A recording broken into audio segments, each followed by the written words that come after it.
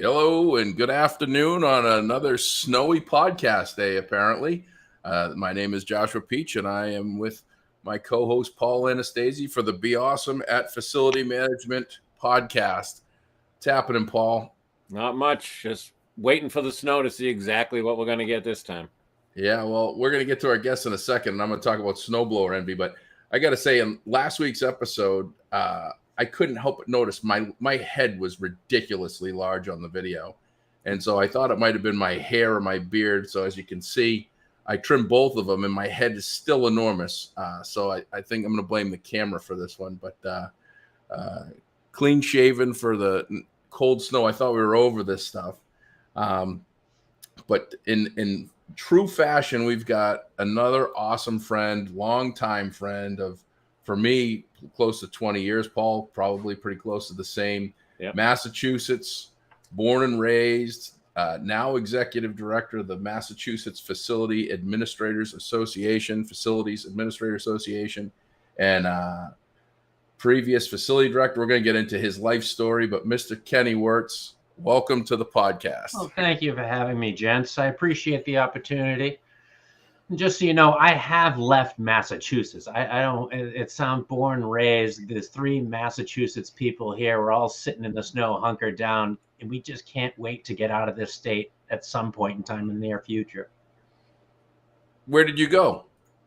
I need to go places. I need to get out of here, dude. It's just, I've been in Massachusetts too long, so I think I need to go to New Jersey. Oh, I thought you meant you lived somewhere other than Massachusetts because was going to.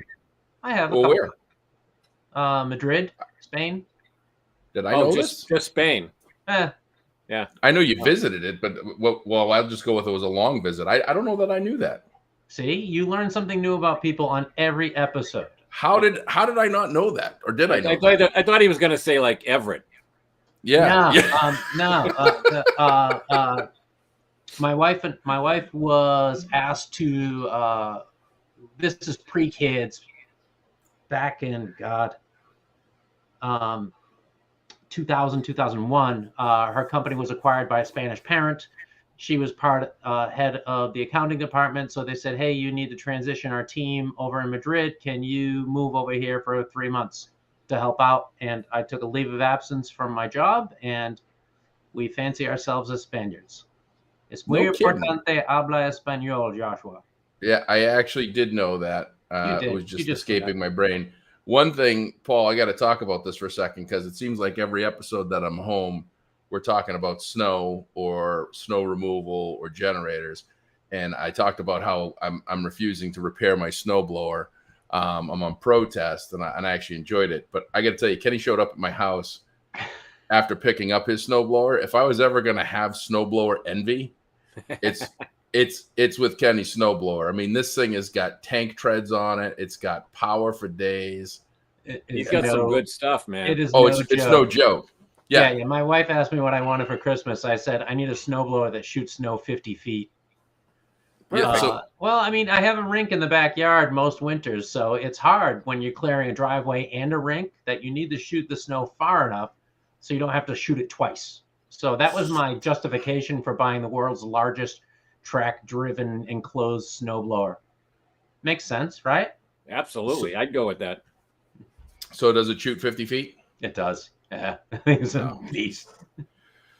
Well, I might be coming around next year and changing my mind about this snowblower thing. So, but that's not why we came here today. No. Today we came here to talk all things Ken Wertz in school facilities. And some of the things that I do know is that you started your career as a plumber. And there's a whole bunch of stuff in between. And today you're executive director of MFAA. So I always like to start at the beginning. I think, Paul, you like to start at the beginning too, right? So we'll start at the beginning, which is, when did you decide that you wanted to become a plumber? And then how did you decide that you wanted to become a plumber and work in public education? All right. So we're going to go way back. I probably figured out plumbing was my route. I went 1 year to SMU, Southern Mass University, which is now UMass Dartmouth, and realized that format it wasn't working for me. And I had been working as a plumber's apprentice for my brother-in-law, who had a small plumbing operation since I was probably, 13, 14 years old, just handing him fittings, making some money on the side. Yeah, do this, do that, cut this hole, drill this.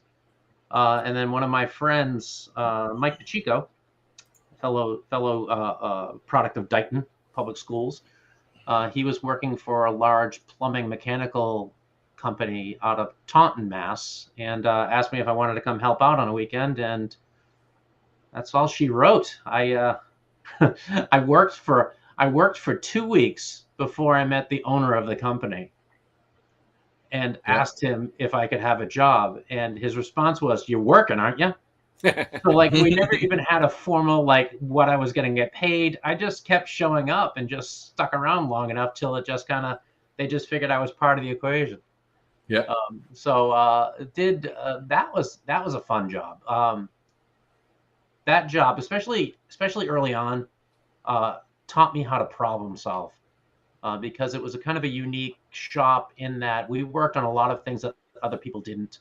We were working on, we did a lot of work at Ocean Spray Cranberry, so we were working on 4-inch aluminum Victaulic sugar lines, working on 12-inch fiberglass cranberry slurry lines, all these metric fittings coming over from Europe that we only had US fitting sizes. So trying to figure out how to get a 1/2-inch copper 90 to tie into a 15 millimeter copper elbow was always a tricky thing. Did a ton of weird stuff too, like your little air compressor you have at your house that has 100 PSI. Yep. We were doing work on compressed air that was 7,500 PSI. So if a fitting got away from you, it would actually, it could cut your finger off. So there was like really cool, really weird, really unique opportunities.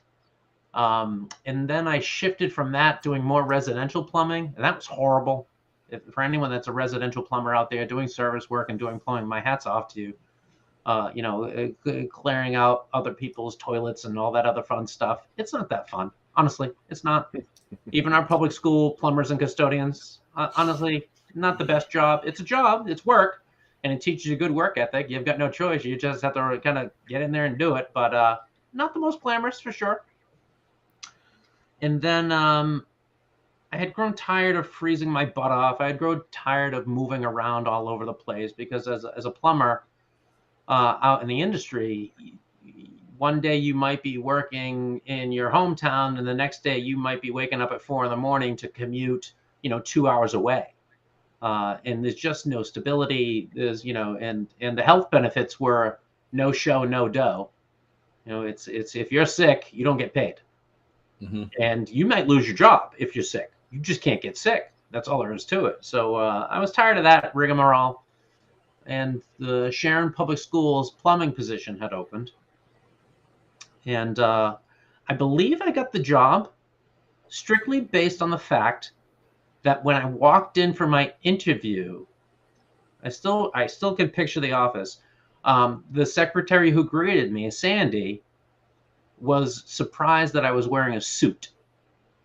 Yeah, a plumber in a suit. You wear a suit to an interview, right? Mm. Yeah. Like, you're interviewing for the plumbing position? I'm like, well, yeah, I'm interviewing for a job. Am I going to come in here in my plumbing clothes? No. If I have to go back to work, I'll shift into my plumbing clothes. But no, I'm interviewing for a position. And I must have left there, and she must have just went and bent the ear of my soon-to-be boss. Like, he seemed like a really nice boy. He's like really nice guy. He was the most cleanest and nicest and most polite. And I was a boy at the time. I think I was 24 maybe when I got that job. You fooled her, didn't you? I did. She had no idea. Yeah. In full disclosure, and I already told Paul and Josh that this might be the first podcast that Josh is doing where someone swears. It's really hard for me not to, because I am not a nice boy. But I'll do my best. So it kind of morphed along the way. It worked at a lot of cool places. Ended up in Sharon as their plumber, and my boss, Walter Johnson, was his name. He was getting ready to retire, and after a couple of years working as the plumber, I knew all the buildings. He said, "Hey, I'm retiring. You should go get your construction supervisor's license and apply for my job." He's like, it'd be great. It'd be a great job for you. Thinking of it as that, a job. And I said, okay, I'll give it a bid. And it was, it was going to night school, going to my building classes, taking the test for that, because I was already a licensed plumber, licensed master plumber, so this was adding another license to my list of licenses. And it worked out. They took a chance on me. And it was, it's funny that, I mean, as you guys know, our industry, not a very diverse community of people that apply for our jobs. I would say, I mean, and correct me if I'm off on the percentages. I would think about 85% of facilities directors are Caucasian males over the age of 55. Overweight and balding. Overweight and balding, right? Bite your tongue. Yeah. So I got hair in my hand left. Yeah. So 7 people interviewing for this job, and 6 of them Caucasian men over 55, overweight and balding, and me, 26-year-old kid in a suit, right? Walked in, and people were like, "Wait a minute, you're the plumber?" Like I guess people, the stereotype travels through. Maybe if I had walked in with my butt crack showing or something, they would have been less confused. But he's the plumber. He's the plumber, right? Oh, he's the plumber. Oh, yeah. I get it now. And the assistant superintendent at the time, Barbara Dunham, Dr. Barbara. Dr. Barbara. She went to bat and told the superintendent, here's this young guy. I think he's got a lot of energy. I think he has a lot of potential. Let's take a chance. The other people clearly had more experience. They've been in the industry for 20, 30 some odd years. And here I am, a plumber, just ready to take on the world. And so that was that transition. Little did I know it would morph into a career, which changed into a different career, which changed into a passion that I have that I didn't realize I had, which was kind of neat, because prior to that, and for many, many years, it was a job. It was a means to an end. I needed to make money. I wanted to make decent money. This is a way I could make decent money. And with plumbing, I could go do work on the side. So you have your day job, you have your side hustle, you have all these things going on. And then I ended up in the corner office of One School Street. The double dip. And I think it should be said, when we talked about the stereotype and the numbers, that was 20 plus years ago. The numbers haven't changed dramatically.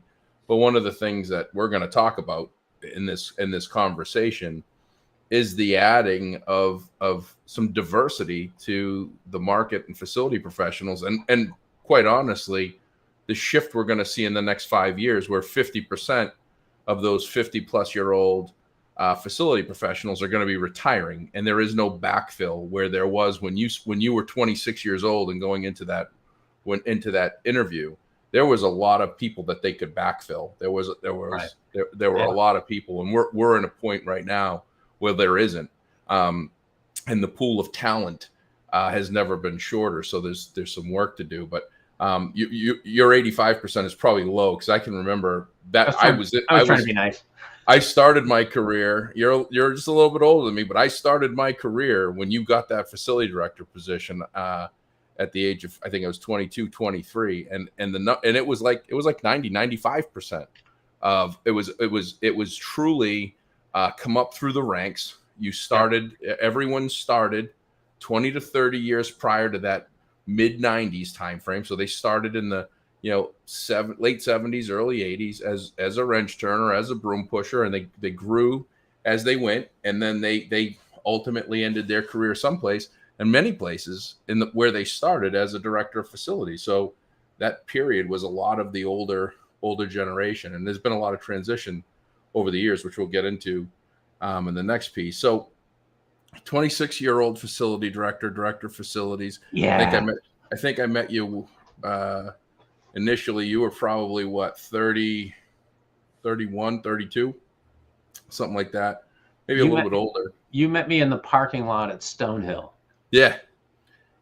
So I was probably 28 or 29 at that point. The parking lot at Stonehill. Wow. I was much faster then than I am Yeah, now, that was for sure. That's another Bobby B classic. We're gonna have a lot of Bobby B stories, and maybe we might need to bring him on. Yeah. One, he was instrumental in my career. I would never be where I am today if it wasn't for me selling a cell phone to Bobby B in 1996. 5-year high school graduate, community college dropout, and here I was, an account executive for a software company, youngest by 6 or 7 years. He took a shot on me. Another guy, Bill Foster, who was the vice president of sales for the company. But that was 1996, 98 to 98. I worked with those guys, and I got fired for the first time in my life, which was a humbling and interesting experience in itself. Now it's like old hat. It's like, whatever. But got fired, and I'll never forget Bobby B. He had to do it. We were at Attitash in New Hampshire at ski resort. We were at a conference in May. There was a little bit of snow halfway up the mountain, and we were sitting at this conference all day. And I'm like, hey, man, what's bothering you? Now I'm 22, 23 years old. And he says, hey, man, I don't know how to tell you this, but I'm going to have to let you go. And I was like, right now? Because I drove up there, so I wasn't going to bring him back. And he says, no, we're going to sit down. We're going to sit down the next couple of days and go over everything, but I got to let you go. And so we got in the car, we started driving. I stopped the car right at Attitash at the bottom of the mountain. I ran up the hill, and I don't know what he thought I was going to do, but I just wanted to run up the hill to grab a big old handful of snow and hit him with a snowball, my boss that's firing. Makes sense. So I get out, I run up the hill. He's following me, nervous as can be. And he's going, Josh, what's wrong? What's wrong? Come back. Like I'm running away from home. And I grabbed this snowball and I turned around. I pelted him right on the side of the head. And as soon as I was done, I just wiped my hands and I said, I'm good now. Let's head back. And as we went through the kind of the termination disclosure and everything, he got emotional. He cried. I don't think he'd have a problem with me saying that. And that was the first time that I saw really a grown male crying in my presence and being upset and distraught about me. And he said, I'll never forget you. If there's ever an opportunity, I'm going to come to you. And he did in 2004. And that was one of my first events. I'm back with Bobby B after 6 years cold. And we're leaving this event. And he goes, that's Kenny Wertz. We got to talk to him. And I never saw anybody run so fast. You were like a gazelle. And here's this guy, 50 plus years old at the time, chasing after you. He's already had his first heart attack, mind you, and drove himself to the hospital. He chases after you in the parking lot, and I'm sitting there going, Bob, it's not worth it. Stop. He finally catches you, and he says, Kenny, you got to look at me. You got to talk to us. And you said something that was pretty powerful that I still take with me today, which is the statement, which was, I'm not ready, and you're not ready. Yeah. And that held true for 6 months until you and I met up again, and we ended up doing business together and partnering together for a long time. But the memorable moments of Stonehill College at the MFAA conference was something, especially with Bobby B in hot pursuit. So we've come a long way, my friend. We've come a long way. Absolutely. So 90s, 2000s, you're director of facilities. You're heavily involved with supporting your peers through MFAA and in professional development offerings and all this stuff. And then at some point, you realize there's this opportunity. MFAA was a 100% volunteer organization.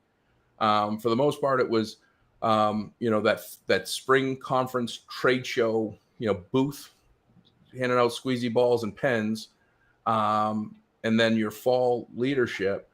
But you didn't have you had a membership, but not a large membership. There was this opportunity to have an executive director come in and take it to the next level, take it to, emulate and follow Keith Gourlay, who we had on New Jersey School Building and Grounds, or look to guys like Scott Little in Michigan.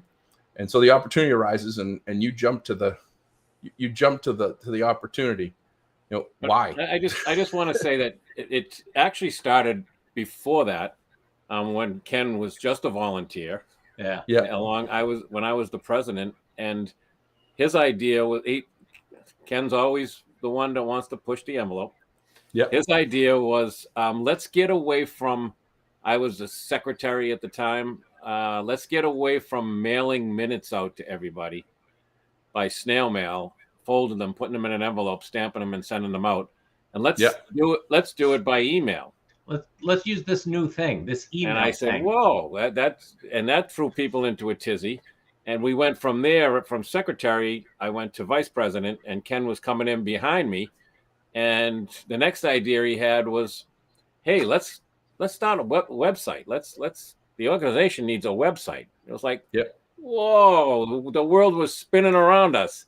And then I think the next step was executive director. So there were many steps that Ken many steps. Well, he took some behind the scenes steps. Yeah. And many stereotypes for that demographic that we described earlier as your typical facilities director.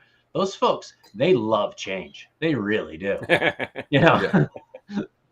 Cranky old white men, that's their favorite thing, is change. They love a lot of change and a lot of things they're not familiar with and a lot of new technology. It's really their wheelhouse. They enjoy that a lot. So it's a lot where did everybody go? I guess my overall question here, and we've had this question at most of our talks, is why don't we have a feeder program? Why aren't there people coming into our industry, male, female, cranky old white guys? What happened? When I applied in Newton, there were the big dig was drying up in Boston, and there were a lot of people, in the construction field that were out of a job. There were 70 applicants for the job.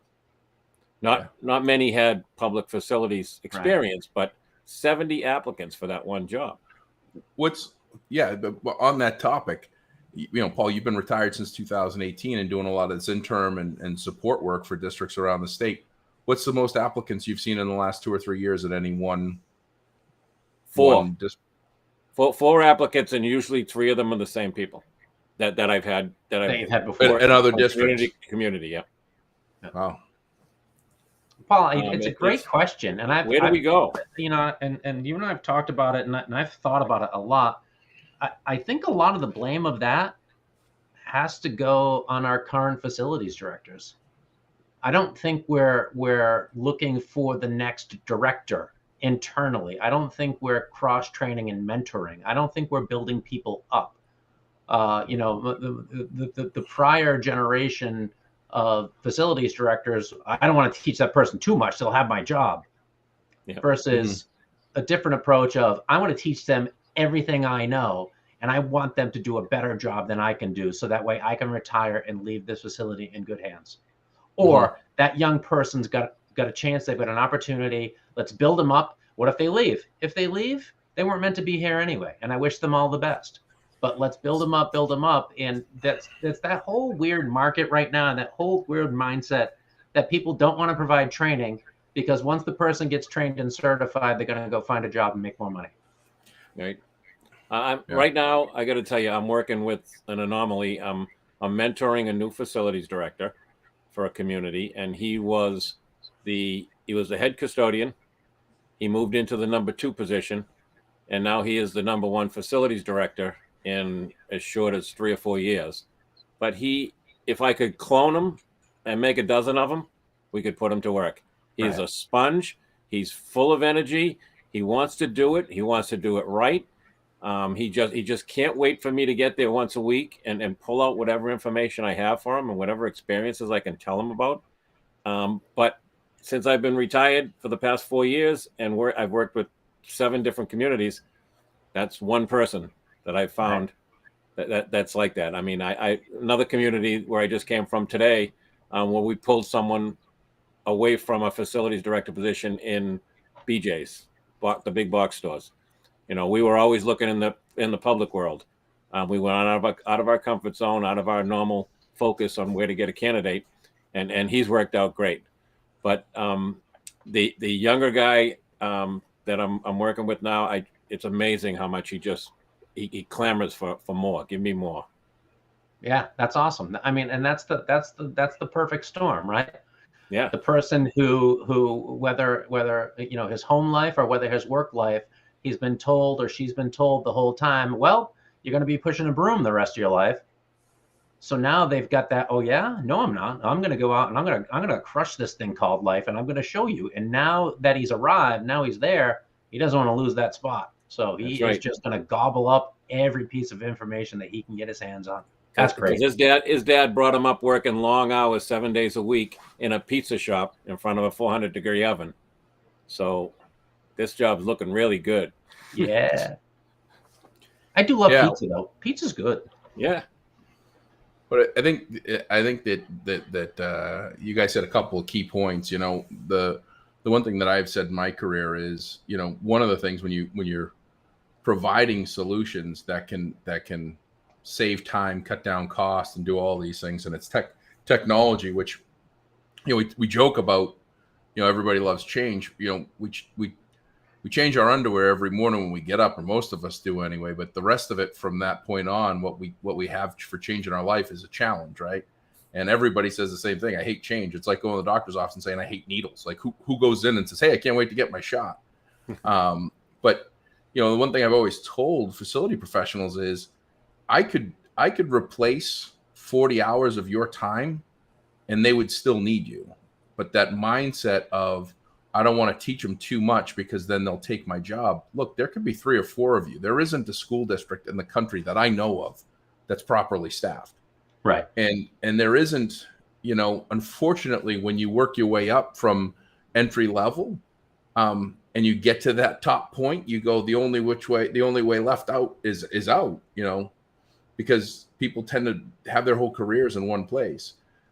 This new group of young professionals, they're different. They can consume more than anybody has ever been able to, because they were born with cell phones in their hands. They are incredibly intelligent. They're smarter than us. This is the first, I'm convinced that the millennials and on, that's the first generation as kids, they'll be smarter than their parents. But they don't have that experience. And that's what you were up against. I mean, you were an anomaly at 26 to not have the experience, but to have the intelligence and beat out the experience. That just never happened. I think it's going to happen more moving forward. I hope so. I just called back to the town I worked with prior, because I still keep in contact with everyone. I mean, I was there for 18 years. So there's still a lot of people that are there that are dear friends and will be part of my life forever. And I called back to one of my friends who's now in charge of the Public Works Department. And they just hired a new facilities person for the town side. They've never had it. It's a new position. And he said, yep, here's this young kid. He's in his 20s, graduated from Wentworth, you know, was a facilities director for a small healthcare or something or other. And now he's going to come in here and he wants to learn. And so you're seeing more and more of it. And I think I hope people are being smarter about their hiring process and the expectations of what they're placing on people. Our you know, my generation and older, we define ourselves by our work. The younger generation coming in now, they define themselves by their lives. You know, it's not like, what do you do for work? It's, you know, what are you doing this weekend? You know, what you know, where'd you, you know, what's your interest? You know, did you see that last movie? It's a different vibe, and they do a better job of that work-life balance than we do. So those are all part of the things where, you know, one old curmudgeon that used to sit at the desk for 70 hours a week just pounding out work, they might have to hire 2 people. Yep. And that's right, because they probably needed 2 people all along. Why do you think the person's such a curmudgeon? Right. Yeah. He's been beaten down and worn out. Beaten down. It's like, wow, that person's really cranky. I'm like, yeah, she's been working 70 hours a week for the past 20 years and manages all this stuff when they really need a secretary and a full-time staff, but they don't. Yeah. So yeah, they're pissed off. I don't blame them. We didn't know enough to throw our hands up and say, uncle, I can't do it. Right. Yep. Right. Yep. We didn't want to step down from the challenge. Yeah. Challenge accepted. I will do this. So behind the scenes, some of these things I did know and didn't know about the steps to getting the executive director. How do you become executive director, and kind of what is being executive director of MFAA? What does that look like? You know, how are you doing? What did you do to help it grow? Yeah. Well, I mean, I think for me, it was kind of an easy enough transition because I was so involved in the association as a volunteer prior. I knew the ins and outs of it. You know, I got to the position actually because I got sick. I was working full time in Sharon, 60, 70 hours a week. I was volunteering 20 hours a week, with MFAA, coaching my son's hockey team, getting my daughter to violin lessons. I was doing all that stuff, going a million miles an hour. And my body just said, yeah, we're going to shut you down for a little bit. We're going to take a little break here. And then when I came out of the other end of that ordeal, I knew I needed to make some adjustments. And one of them was I can either work or I can volunteer for MFAA, but I can't do both. Right. Not do them well and not injure myself again or put myself in harm's way. So, having all that experience of running our fall conferences, of building our website, of, I never turned down an opportunity for a microphone to talk because it's free press for our association. So it's connecting with state officials. It's making sure you're in the right place at the right time, and getting our face out there. I mean, it's from early on when we first started with my role, it was kind of a blank slate because we had never had that person, never had that position. So it was a lot of consensus building. It was making our first strategic plan that our association ever had to figure out what our members needed. And it was making sure that you had, you built that network of people that are going to be influential for your members, which that rocked some boats when Paul and I we started that when Paul was still president, and man, did that shake things up when we started invited. Oh, yeah, we got called all kinds of names, and we had to make the adjustment. I mean, it was time. It was the right thing to do. We had one member quit. Yep. Because we were bringing someone from a state agency to one of our meetings. Yeah. And Ken, we all know, well, the three of us know that Ken has probably got the most energy out of all of us. Oh, yeah. And to get back to that Bobby B story where he chased him across the parking lot, I think Ken learned that because I watched Ken chase Governor Baker across Gillette Stadium. Try to get his attention. The two troopers that were escorting him didn't like it. Yeah, because I pushed them out of the way to get him an invite to our conference, and I saw him chasing the governor. I mean, he's a big guy. He's what 6'4", something like that. He's a tall guy. You can see him way out ahead of you. Yeah, and the state troopers that I pushed out of the way, they weren't tiny either. No, they don't get that job for being tiny. Yeah, that's me acting on the voice inside my head, like, what you should go do right now, and I'm already doing it. I'm like, you probably should have thought that through. You should chase the governor across Gillette Stadium. Yeah, but you make an interesting point there, unintentionally, which is, one of the things that you do is you always do what you believe is right, and you go after it, and I think that's a much needed role in the executive director of the association that you're trying to grow. I mean, countless times I've talked to you, and you're going into Boston to meet with the Mass School Building Authority or the planning committees or the construction committees or whoever. I mean, you're literally everywhere. Yeah. You talk to everyone. You think way outside the box. Like, again, you make people uncomfortable with it, but I think that's what you need to do. You need to be on that edge. I mean, to sidetrack, the talk that you and Paul used to do on outsourcing custodial staff. There's very few people that would have that conversation, let alone have it where you are in costume, to the point where when you guys gave it at Gillette Stadium, security actually wouldn't allow Paul back into the class when he pretended to walk out in frustration. Like, you definitely are thinking about, what's next. How can I get people to think differently? How can I get people to open up their mind to what's out there? I mean, I never actually,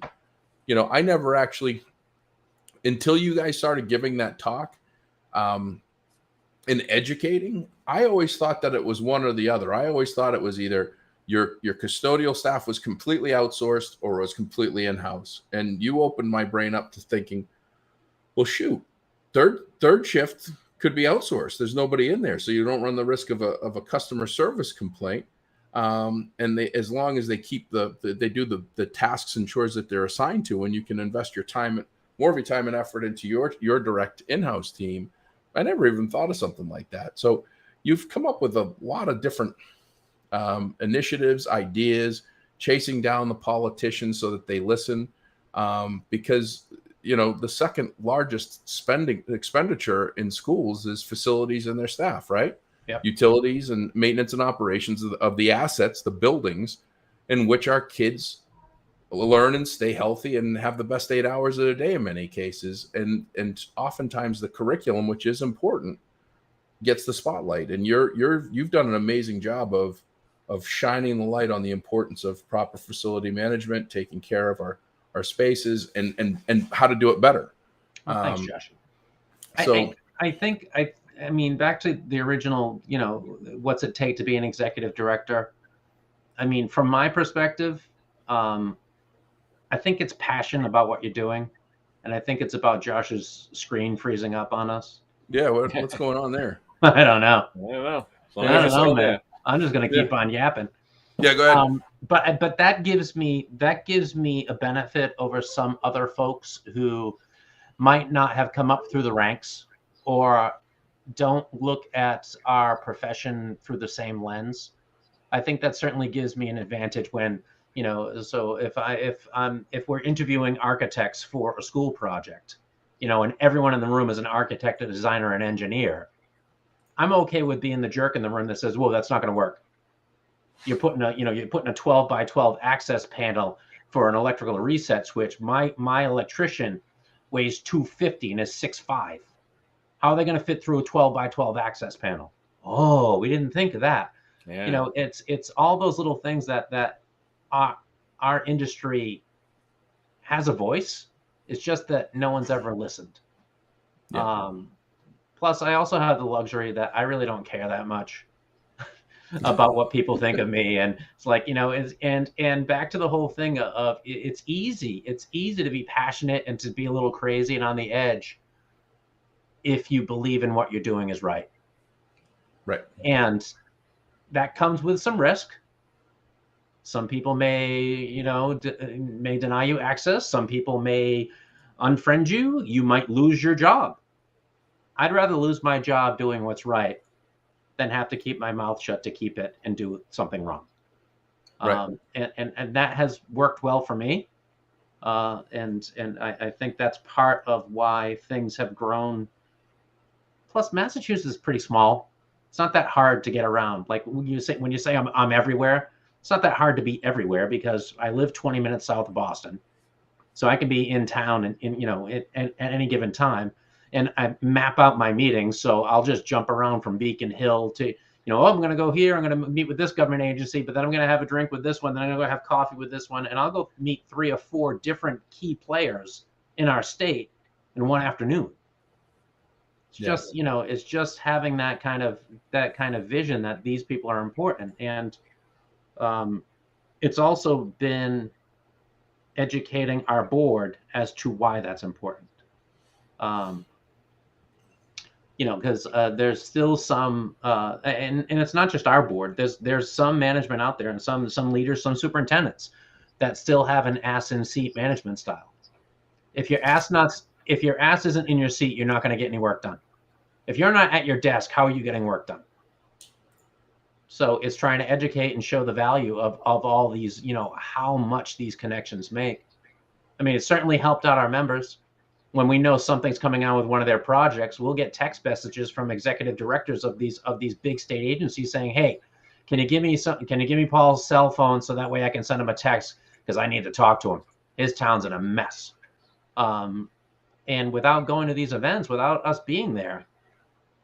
But it's not just existing at the events. What's made you so successful and now MFAA is not being afraid to have the hard conversations. Oh yeah. I love get it out there. Let's talk about it. And that's why Paul and I are dangerous when we co-present, because we love making people feel uncomfortable. So much fun. And for those who haven't seen that little skit that we do with outsourced cleaning, I play the custodian. Ken plays the facilities director, and we go at each other pretty hot and heavy on our side of the subject. Oh, it's hysterical. And in Gillette, the security person in the back of the room didn't know that I was part of the part of the show, so he kind of escorted me out of the room and wanted to try and keep me from getting back in the room and finishing the talk. So I think that was a success. We're believable. That was a complete and utter fail, but a huge success at the same time. Yeah. Like we were just talking, like kidding about it, talking before, like imagine if you got kicked out. Yeah. And it's like, then you did. And then we got in trouble because the security guard felt bad about himself that he kicked you out of the presentation. And we had to write a written apology, which we should have. Yeah, right. But, oh my God, death by PowerPoint. Who the hell wants to sit through that? Let's have a little fun. Let's connect with people and get some good professional development and conversations rolling. But it is a tough subject, and we present both sides of it. I think one of my favorite accomplishments that I had, one of our fall conferences, I had the ACLU from Massachusetts there talking about diversity, talking about racism. We had a whole bunch of different things, but I have one of my friends, John Paul Cinder, who's a professor at Emmanuel University that teaches world religions. At one of our fall conferences, we had a class on world religions, and we had a class on diversity, and we had a class on just kind of talking it through and how it relates to facilities. And my superintendent at the time said, I don't get it. Why is this? Why are you having him talk about religions at a facilities conference? I don't understand it. Why am I going to send someone to this? I'm like, well, think about it this way. All of our staff, myself included, provide service for our customers. In order to provide the best service for our customers, we should know about our customers. Your buildings get rented out more than they get used for education. So if on Saturday our head custodian is the person who's responsible for the Diwali festival or Chinese New Year or whatever's going to happen, and realize we need to educate people and have that discussion and bring them to the table and not just say, they're just responsible for cleaning floors. No, they're responsible for providing the most exceptional customer service they can, and you need to know your customers. And we need to know our staff. I mean, I supervised 99 custodians. Yep. I mean, I had, like I always talk, 86-year-old Ernie and 21-year-old Leo and everything in between.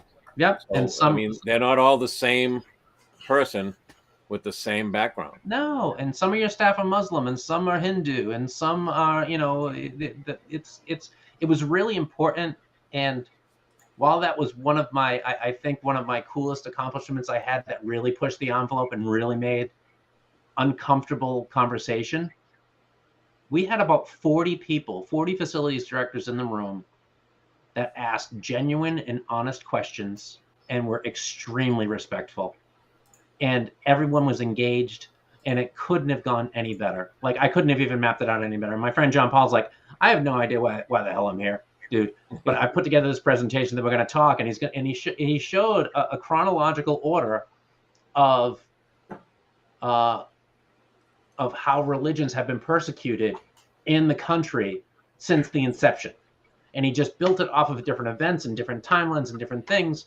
And then the last picture he posted up was that iconic picture of the young Muslim girl with the American flag hijab. He said, and now it's time for this group. And the conversation was it was empowering. I was proud of our members. Everyone didn't think all the same, and people spoke from their hearts. But it's having those hard conversations that's where the cool stuff happens. We can learn about roofs. We can learn about toilets. We can learn about floor mops and auto scrubbers. All that stuff you have to learn, and that's fine. But I'm really thankful that my board allows me to kind of chase some of the harder topics to make people better humans. And we talked about the old cranky white guys back when we started, and in true fashion now, females are broken into the facilities world. Which is unheard of to have women in a director's position back. And they're pretty damn awesome. Yeah, I just dropped the D word on that one. But I mean, just locally, you look at Christina in Plymouth, and Sandy and Dennis Yarmouth. I mean, you have Tammy and Fall River. I mean, you've got a Tammy whole list. River. They're absolute rock stars. Yeah. Like they get it. And I don't know if you know this, but when I was at Wentworth, I was there at the time of the first female student. Ooh. Wow. That was big stuff. We don't even think twice now. There's a female president of Wentworth. Yeah. Wow. No, yep, she's the one that gave me my. She's the one that gave me my alumni chair. Yeah, I've got Joyce over in Stoughton. I've got Denise over in Dedham. I'm surrounded. It kills me that he has an alumni chair and I don't, and I'm an alumni. Yeah. Well, mine says TBD. I'll have it on next week's episode. Nice. Yeah, I mean, Denise Maroney. I mean, she's in Dedham is phenomenal, and she's been around for a while. But imagine if and imagine what it took for them to get to where they are now. Yeah. Mm-hmm. And the last thing I want is to have them feel uncomfortable when they come to one of our events. Oh, 100%. And I think that's the most important thing an executive director has to do. They have to make sure anyone that's walking into one of your events feels welcome. Well, and that's the behind the scenes stuff that I think good. Like, look at Margaret Driscoll from Masbo. She's amazing. She's lights out. Yeah. And what she'll do is if she sees someone new, and I probably picked this up from her, she'll go grab one of her board members. Hey, I don't know who that person is. They're standing alone. Maybe you should go talk to them. Yeah. Go introduce yourself. Go welcome them in. Find out who they're at. You go every meal that you have. That's an event meal. You sit with someone you don't know. Yep. And it's hard, man. It's hard. Sometimes you just want to hang with your buds. It's hard. Yep. But for the greater good, sometimes you have to kind of do those hard things. Yeah. You guys in this last set here, you had a couple things first that I wrote down. And we often say, like, sometimes when people put themselves out there or just do things where they don't have, there's a difference between not caring and caring too much.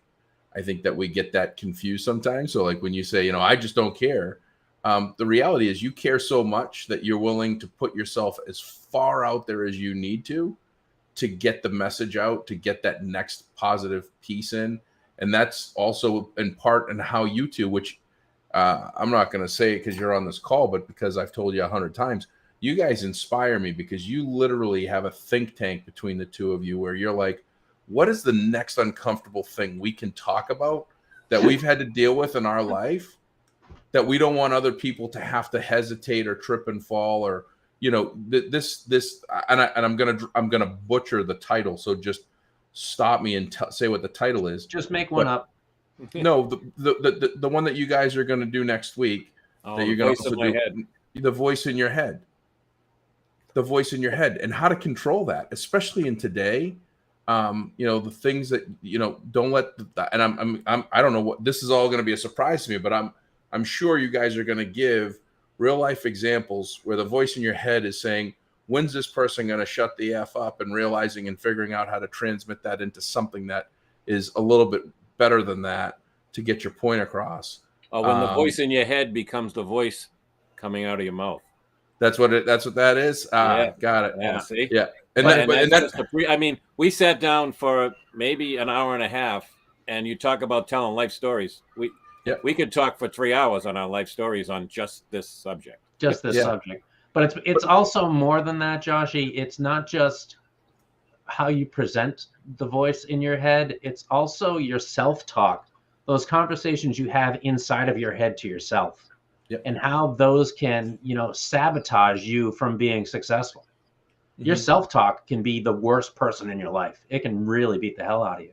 So it's not only how to kind of flip the script and deal with that person who pays your salary. I pay your salary. It's also how to build yourself up inside your own head and let yourself know it's okay to know that you're amazing. It's okay to cry. It's okay, to wear your heart on your sleeve sometimes. And not let that kind of voice, eating at the back of your head, like, don't do that. That's dangerous. Or don't do that. Someone might think that it's wrong, or someone's going to think you're weird. I want people to think I'm weird. You know how many times I heard from a resident, I pay your salary because I was a public employee, and how hard it was for me just not to say, well, then I want a raise. Yeah. That was the voice in my head, but I held it back. I pulled in the reins. Yeah. I knew it wasn't the thing to respond to a resident. I appreciate the salary that you're paying me. The last time I did the equation, I worked 95 hours last week, so I'm making 50 cents an hour after taxes. Yeah. Thank you. I appreciate that. Yeah. Well, it's always funny. You guys, I'm sure you've heard me say it tell the story 100 times, but over the course of my career, one of my, I have a number of, I guess we'll say, we'll call them experiences, not necessarily specialties, because everything that I have a specialty in is from your experiences and learning lessons that I've gotten, not necessarily by technology or services that I sold. So over the years, I became a bit of an expert with what you talk about, which is the after hours use of buildings, how often your space is used.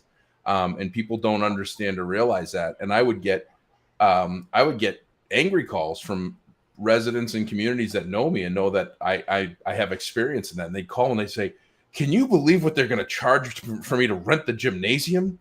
And I'd say, "How much?" And they'd tell me, and I'd be like, "Well, that's a bargain." And they'd stop and they'd say, "Well, why is it a bargain?" I said, "Do you know how much it costs just to fire up a gymnasium? What the utility costs on it, just to turn it on? It's about $150. So they're charging you, $100. They're losing $50 right out of the gate. Never mind the custodian that's got to go in there and clean the floor and pick up all the garbage and probably take care of the broken window because you can't shoot worth of anything. And you're going to miss the basket and say you didn't break it and all this stuff." It's a deal. And they'd still fight me on it. I say, well, they'd go with the taxpayer. I'm a taxpayer. I helped build that building. And why do I have to pay for a second custodian again? The custodian's already in the building cleaning. Nice. Why can't he just clean it back too? So and by the way, the buildings are dirty. Oh, okay, good. So my response was always, well, let me ask you, how do you get to the gymnasium? And they'd stop and I'd say, do you ask for the police car or the fire truck? Because you're a taxpayer. That's still, you're paying for police and fire in your town. You're paying for, DPW. You're paying for all this stuff. It's not just the schools. And people don't understand that, and they don't understand the value. And what's amazing is a lot of people don't even understand the value of that space in that building, right. which is something I want to see more of, awareness to facility professionals where they can run that stuff off. Many can in their head, but many can't. Where they understand, when you look at a facility director, you look at the staff, you look at a high school, Paul, Newton was 22 buildings, 24 buildings when you 23 buildings, yep. 23 buildings. I mean, one building alone's worth almost $200 million. Yeah. So let's just say, for the sake of argument, the other 22 buildings only add up to that one high school. Well, you're at $500 million in asset value. Yep. These people are responsible for, and they're given a hard time about. So yeah, it's interesting, those stories and those, how do you translate what's in your head and what prohibiting it from coming out in a way that's and I think we've all misstepped along the way. I can't wait for this, by the way. I can't wait. We have all made that mistake, like, oops, I probably should reel that one back, but it's already out there. Oh, great. And it's on local cable. Yeah. Awesome. Your mouth has no back button. Well, this is partly why we're doing this thing live, because we're letting what's in our head come out. Like, for anybody that's listening to this, we literally spend this was we started on time, and we had 3 whole minutes for the 3 of us on here, and we didn't talk about any of the podcast. We talked about, what's going on, how's everybody doing, and then we just said we're going to go live, and we had a very loose what we wanted to hang on to. So it's, what's coming in, what's in our head, and then how it comes out, and hopefully people like it. So far, kind of so good, I think, and it's important. But I can't wait to see this first go at this, which we're going to talk about. So MFAA, you guys have a very strong membership in the state. There's, depending on who you talk to, there's approximately 400 school districts / regional voc tech schools / regional schools in the state. You probably have a better exact number than I do. I think the count I had was 401 or something like that, categorized. You've got roughly 200 or so that are member schools, right? Between 150 and 200, depending on the day and depending on who pays their invoice. Yeah. Yeah. And then, so you have events throughout the year. We've got a half-day leadership summit at Assabet Valley next week, where you guys are going to be doing this talk for the first time. So it's inaugural. So I think it should be a record attendance to be able to hear this one out. I think the record attendance is going to be because the culinary department's making corned beef and cabbage, honestly. That's right. On St. Patrick's Day. Yeah. The kids are cooking. Yeah, my first corned beef and cabbage of the day is going to be at Assabet Valley, and I can't wait because yesterday was the slider challenge. They had the culinary, the culinary arts group there. They all had to make their own unique sliders, and there was a competition, and community came in. For anybody that's got a regional voc school in your area, you should really check out what their culinary programs offer, because some offer actual like restaurant settings, and you can go in and get a legit meal for like next to nothing, like $6. We in addition to like our half-day summits, because Massachusetts is so wide, it's hard for people to get to a meeting. So we'll also have regional chapter meetings. So I was out Western Mass in Northampton 3 weeks ago, and a group of us met at Smith Vocational Agricultural High School that has a culinary program, but they also have an agricultural program. So you're going to talk farm to table. They have a head of steer, like there's like 30 cattle on site that some of the kids take care of. And then they bring that cattle to the butcher, and then the butcher sends the meat to the culinary department that cooks it and serves it to you. Farm to table. Wow. It's amazing. And it was delicious. Wow. And it was $6. Wow. So yeah, check that stuff out. But so a school that's not a member, how do they become a member? How do people go to the seminar next week? And I'll go with the last one, which is 26-year-old Ken Wertz is today.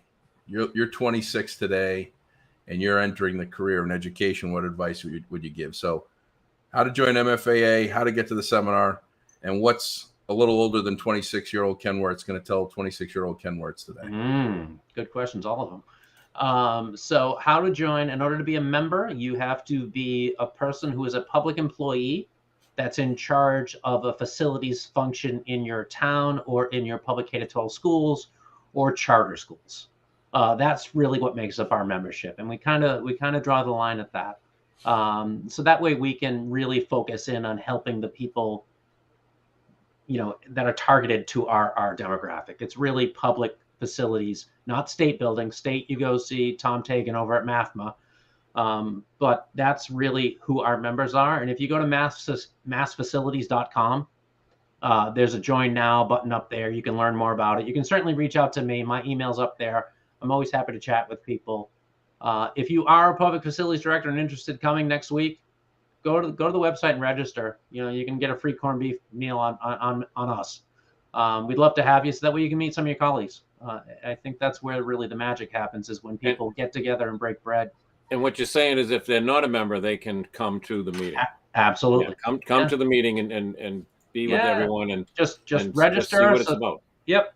Check it out. And we've got 3 presentations that day. It's Mary Dozois, our friend over at DLS, is going to talk about OSHA updates and all that kind of fun stuff. And she usually brings some good stories of like people losing an arm in a snowblower and that kind of stuff. So we're always intrigued by that. And then some Josh Peach guy is going to be doing a presentation on facilities assessments, I think, if I'm not mistaken. I am. Have you heard about that guy? Yeah, the importance of facility assessments. Absolutely, that guy's great. Is he great? I'm fairly certain it's going to be the best session he's ever given. And, I think he's awesome. Yeah, I don't want to give him a big head, but yeah, he is. He's pretty awesome. I heard he already has a big head. Yeah. I heard that earlier. After a haircut and a shave. I waited 45 minutes to slide that one in there. Yeah. Well, I mean, it takes a little while to get those zingers really warmed up. And for my 26-year younger self person stepping into this role, don't take it personal. You're going to go to these meetings and you are just going to be beat about the brow. They're going to treat you horribly. And it's not our meetings, public meetings. Public meetings. Not our meetings. Thanks, Paul, for clarifying that. Yep. It's horrible. And people are leaving public sector in droves right now, especially after the big quit, with COVID and stuff. The communities have been screaming at people, laying into them. The DPW didn't do their job. This one didn't do their job. I'm going to take the administrator's job. It's a hard job, but it's such an important job. And you make such a difference in so many people's lives that you don't even realize. So I would say don't take it personal. Leave work at work. Don't come home and it's easier said than done for sure. I'd also give the same sage advice that one of our MFA founding members gave me when I first came in, Arthur Montront. He took me aside and like a elder statesman would say, he said, "Kid," called me kid, if you get upset in your office, you walk out of that office and you go to the one of the early childhood classrooms and you sit on the floor and you read books and play with the kids in your school. That's what you do. Get out of your office, go walk the halls, see what you're doing is making a difference. See a kid skipping down the hallway, bringing, their attendance sheet to the front office. And that'll reset your batteries, and that'll reset your mind and know why what you're doing is important and not to take it to heart. And I think those are the two big pieces I think that have served me well while I was in Sharon. It's hard. I mean, it's tough, Paul. You were at it for long enough. It's hard. It's really hard, but it's worth it. It's worth it. Arthur was one of the founding fathers of the organization, correct? Yes, he was. And Arthur actually gave me multiple similar advices, especially when I didn't understand my purpose and how I could help, because I wasn't in those hallowed halls or those same hallowed halls every day. And I was a private sector employee supporting public sector employees. And I actually think I walked one of the schools with them once. And it does. It's a factory reset, Control Alt Delete. And, it's funny now that you say that. I remember it was like 2005. I dressed up in the mascot suit for the company I was at and did the Halloween parade with Dr. John Marcus, who was at the time, I think he was a principal or IT director. He was dressed up like a pirate. He was the principal. Yeah. And it really set it resets and gives you that understanding of, oh yeah, that's why I do this. Because these kids are all smiling and they're all happy and they're all innocent. They all deserve, an opportunity of a safe place to learn and to be happy. And that's pretty cool. I think that's great advice. The last piece of advice, which I'm going to give a shameless plug for MFAA, is I would tell any young facility professional to find an organization, if not MFAA, an organization with like-minded peers that you can lean on and go to, that you're not at this alone. Because if you do go at it alone in your district, which I also call an island, if you don't leave it, you can definitely go into some pretty dark places alone. So don't go at this road alone. Make sure you have, as Ed Rossich has instilled in all of us, which is, I can't remember the originator of the saying, but you're the average of the people you spend the most time with, the 5 people you spend the most time with. So make sure those 5 people you select really, really correctly, and make sure that they're in this journey with you together. And I found coming to a meeting early on, when things were whizzing around my head as a new facilities director, it's great therapy. It's great to know that you're not the only one out there. You could tell stories all day long and just change the names in the story and fit it to your community. We're all going through the same thing as we work every day. It's the same problems. When you need help with something, there's someone in the organization that'll reach out and help you. You don't reinvent the wheel every time. You don't put out an RFP from scratch to put boilers in a building. Someone out there's done it. Let's garnish what they've done and use it for our good. It's I can't say enough good things about the support system that's there, especially for younger Ken Wertz coming along. It's a lifesaver. It really is. It's so important. And people get wrapped up in the business of the work. And they think they're too important to get out. They think, oh my God, if I leave this building, the sky's going to fall. And it's not just facilities folks. It's the superintendent. It's the business manager that's there till 10:30 at night. Everyone's so important until they're not. We've all got one of these. If they really need to get a hold of you, they can get a hold of you. And if that's important, you pick up and you go back. Most facility professionals have at least 2 of those, which are phones for those that are going to listen to this on audio. Dude, I started off with a beeper. Yeah, I did too. I had a beeper that didn't have a digital readout. I started with a you just had to call one number. There was only one number that had your beeper? I had to call all the numbers. I would call my secretary first, and she'd say, no, it wasn't me. I'd call the high school secretary next. She'd say, no, it wasn't me. I'd call the middle school secretary until I found who was paging. So you found out who did it. That's great. You were like you were Dr. Beeper in Caddyshack. Yeah, yeah. Going back to Ken's original story about being a plumber, that you were there long, and then they said they're going to pay you because you're coming to work. I got a job like that as a bartender once. They said, you're here all the time. You might as well work. You might as well get paid and work. It's just. Hey, did you know I was a bartender at one time in my life, Josh? It's just that you're sitting on the other side of the bar. I think I did, because I got the bartender job at DJ O'Donoghue's, which I think you guys came to once or twice. That I had no bartending experience. I just was on the other side of the bar, and they needed a bartender one night, and it ended up being a what was the World Series 2002 with the Yankees comeback? Yeah, I think so. Yeah, that's when I was a bartender for a couple months. It was delicious. So nice.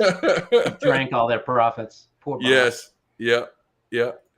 So, well, this has been great. I mean, it's funny, we get to spend so much time together, and haven't gotten to spend so much time together over the last 20 or so years. We put a camera on one another, and it's really nice to be able to share this, a little bit of our life and the stories and experience, and try to help people on a wider scale. So Kenny, thanks for making the time. Can't wait to see you guys next Thursday, and be in the audience to support you, and I'm sure laugh and possibly cry, and probably have an aha moment or two thinking about the time my inside voice got away from me, because you guys know that's happened on more than one occasion. But appreciate it very much. Joshy, we've laughed together, we've cried together, but mostly we've laughed until we've cried together. Yeah. And yes. That's where the magic happens, buddy. So I appreciate the time on the call. I love you guys both, and we'll see you next week. Love you too, man. We'll see you next week. And Paul, we got work to do. We got to come up with next week's time. I'm thinking maybe we should do an episode after corned beef and cabbage in person. Like do our first episode. Yeah. It's a monumental one. It's going to be episode 10, so we might as well knock it out of the park. We'll do it in person, and maybe grab a couple of MFAA members to tell the world why they're facility directors. Maybe some of the newer, younger guys. That'd be. Let's get on this. So we're going to end the recording now, and we're going to go into our pre-planning session. But we're going to tentatively say we're moving the days and times around, but we're doing it for the right reason. So we're going to tentatively say, next Thursday, St. Patrick's Day, somewhere around 12:30, 1:30 in the afternoon, we'll be at Assabet Valley, as long as we have permission and Wi-Fi. Paul and I are going to be in person. Ken might make another appearance, and we're going to celebrate episode 10 in rare style all together. Paul, I might have your special edition mechanic shirts for you by then. I'll have them laundered and pressed nice for you, so the visual will be good. So appreciate it. And appreciate all of you that have taken the time to join us and listen, and some of you watch. As always, if you like it, love 5-star ratings and reviews on podcast platforms. That's what helps build up our visibility, our rankings, and gets more people to come to us as if they search for a facility management podcast on those Apple Podcast platforms, Spotify, Amazon, Google Podcasts, anywhere you listen to podcasts, you can find us. Just search BE space AU space SM space AT space FM. The periodic elements that spell out Be Awesome at FM. And I love those ratings and reviews. We'll get you some swag, t-shirt, tumbler, or coffee mug, your choice, for the rating and review, because you give us some of your time. David Young, if you're listening, we got your message. We will we'll make sure we get the link to you so you can do that for us, and we'll get you some swag out there. But appreciate your support, buddy, a longtime friend. So keep doing what you're doing, and if you can be anything, be awesome. Have a great day. Bye, everyone. See everyone.